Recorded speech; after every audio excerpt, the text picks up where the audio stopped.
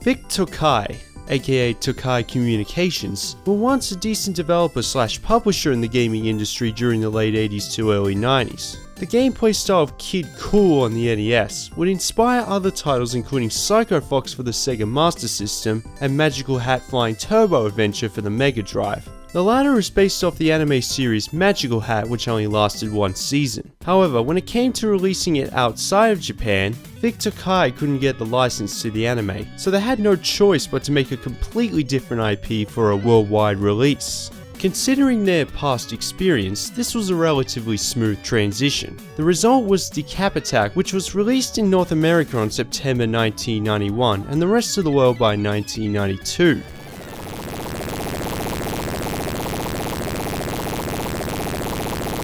Max D. Cap, the evil monster, has arisen from the underworld to invade the world. Yeah, they should have fixed the vocabulary. And has shifted the skeleton-shaped island into pieces. So Dr. Frankenstein creates a headless mummy named Chuck D. Head to defeat Max D. Cap and put the islands back in place. At first it's weird seeing these two who could easily pass as the villains themselves being the assistant to the hero. I guess Vic Tokai had to come up with something as both these titles have a scenario where the islands separate, and the horror elements make it more interesting.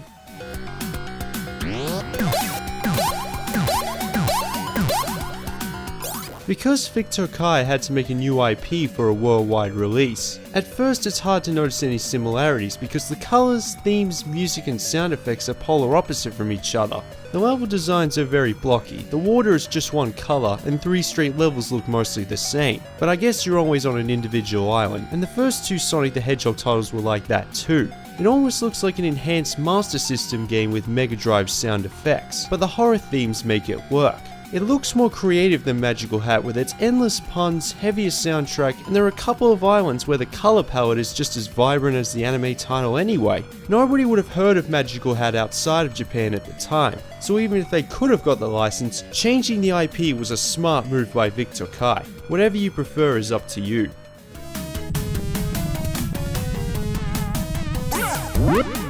While we're on the subject of comparing the Vic Tokai predecessors, control-wise, Decap Attack is the best of the bunch. In Kid Kool, you have almost no momentum when jumping, the screen never scrolls up or down, and you die instantly with one hit. Psycho Fox implemented a melee attack in vertical scrolling, but the momentum is just as dodgy when moving slowly.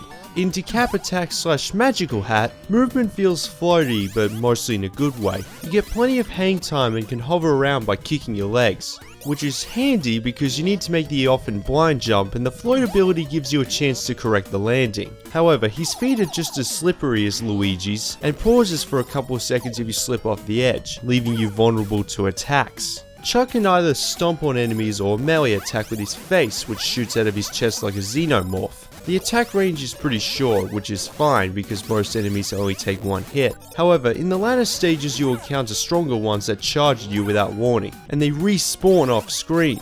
That's why you need the skull, which works as a projectile, hence the name Chuck D. Head, it was the 90s, and you can use it non-stop as long as you don't take a hit, much like Psycho Fox and Kid Kool.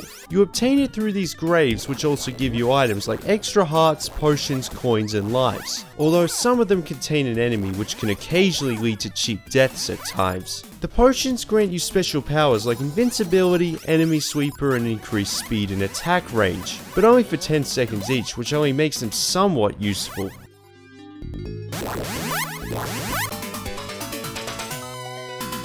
Expect a lot of grave hunting every 3rd level, because a certain item has to be found before you can exit. I really wish it would have been clear to me at the start.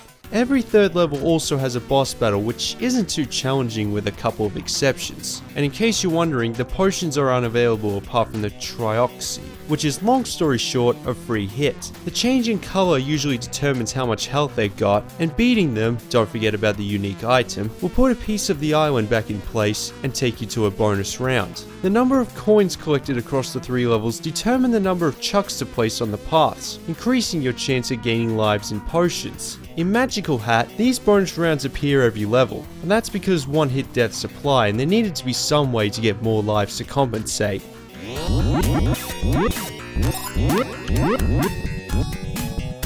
This is my first proper playthrough of Decap Attack, so I'm not sure if the difficulty curve is either really good or steep at the beginning. If you lose a life, even if you reach the boss, you go all the way back to the start and all the item graves you smashed are no longer accessible. The latter is especially irritating because normally at the start there's a skull or potion you might need to progress through the level, but after dying, by the way, completing a level won't replenish your health. You've just made it even harder for yourself. Even the booklet says that you're going to go ape on the last leg land. In the main menu, you can select the number of hearts to start with, collect extra slots along the way, and as is with most Mega Drive reviews, I'm using the Ultimate Collection and its save state because I hate games without continues. But like I said before, if you compare it to the other Victor Kai predecessors, the controls are good enough to make this game more challenging than broken. If you're playing this with an actual Mega Drive, expect more than one playthrough to beat it.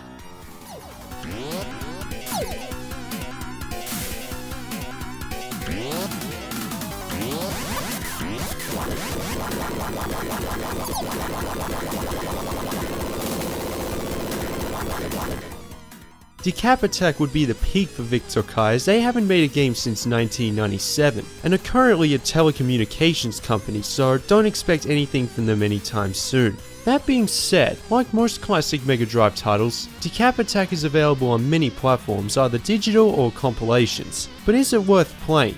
Well, comparing to other Mega Drive platformers like Sonic the Hedgehog or Dynamite Headdy, the hit detection can be dubious at times, and apart from something giant chasing you, the only gameplay variety is the direction you have to go to beat a level. But it's still a decent platformer overall, even by today's standards. So if you're into 2D platformers, yeah, Decap Attack is worth checking out.